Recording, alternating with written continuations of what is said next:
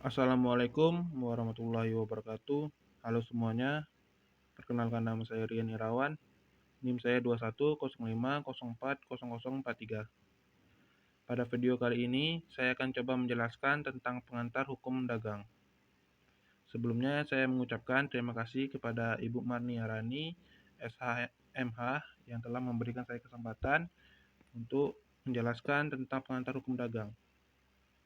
Adapun tujuan saya membuat video pada kali ini yaitu untuk menyelesaikan tugas mata kuliah hukum lingkungan.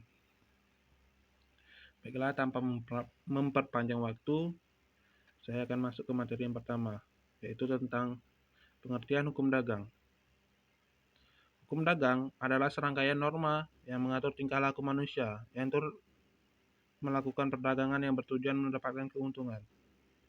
Selain itu, hukum dagang juga dapat dikatakan hukum yang mengatur hubungan hukum antar manusia dan badan hukum yang mana berlandaskan dengan norma yang bersumber pada aturan hukum yang sudah dikodifikasi, yaitu KUH Perdata dan KUHD, maupun di luar kodifikasi, yaitu peraturan atau perundang-undangan khusus yang mengatur hal-hal yang berhubungan dengan perdagangan.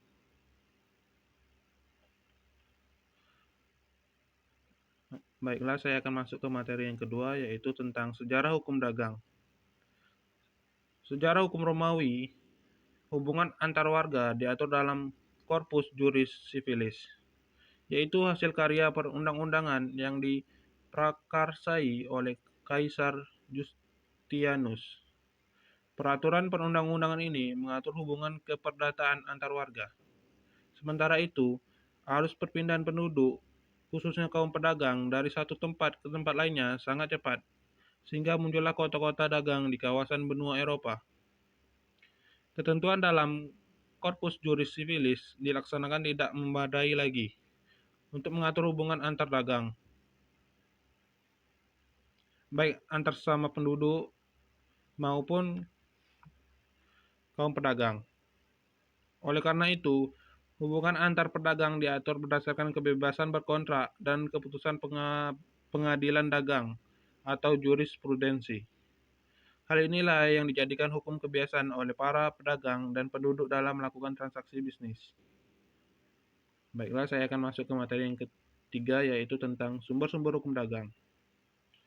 Adapun sumber-sumber hukum dagang terbagi menjadi dua, yaitu yang pertama ada hukum tertulis yang dikodifikasikan, yang dimana hukum tertulis yang dikodifikasikan terbagi menjadi tiga. Yang pertama yaitu KUH Perdata, yang terdapat khususnya di dalam buku 3 perihal perikatan.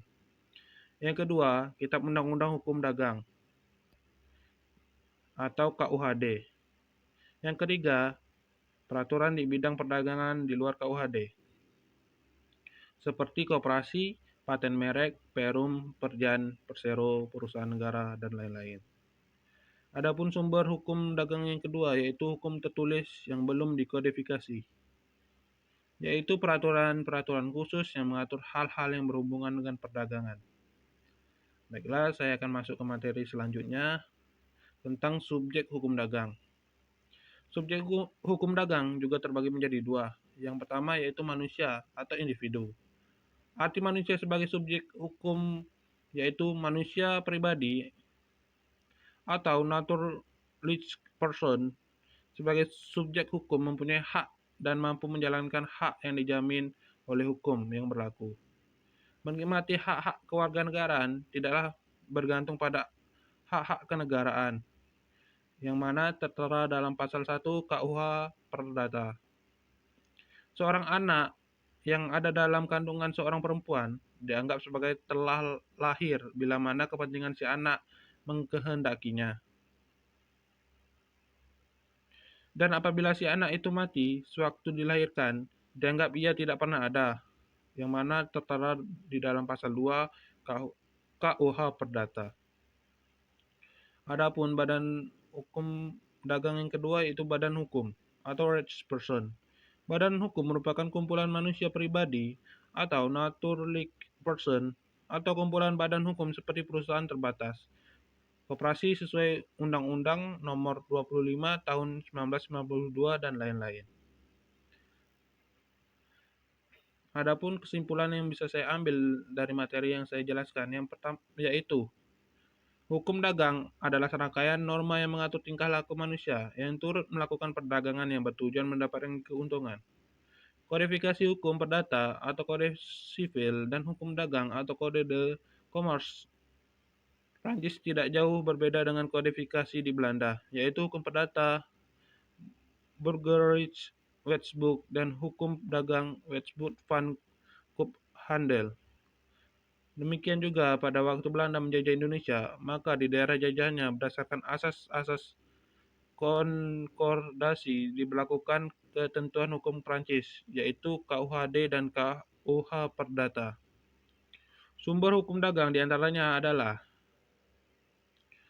hukum tertulis yang dikodifikasikan yaitu KUH Perdata, khususnya buku 3 perihal perikatan, Kitab Undang-Undang Hukum Dagang atau KUHD, dan yang ketiga peraturan di bidang perdagangan di luar KUHD, seperti koperasi, paten, merek, perum, perjan, persero, perusahaan negara, dan lain-lain.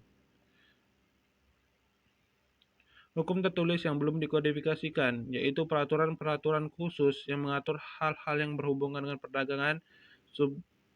Adapun subjek hukum dagang ada dua, yaitu manusia atau individu dan badan hukum.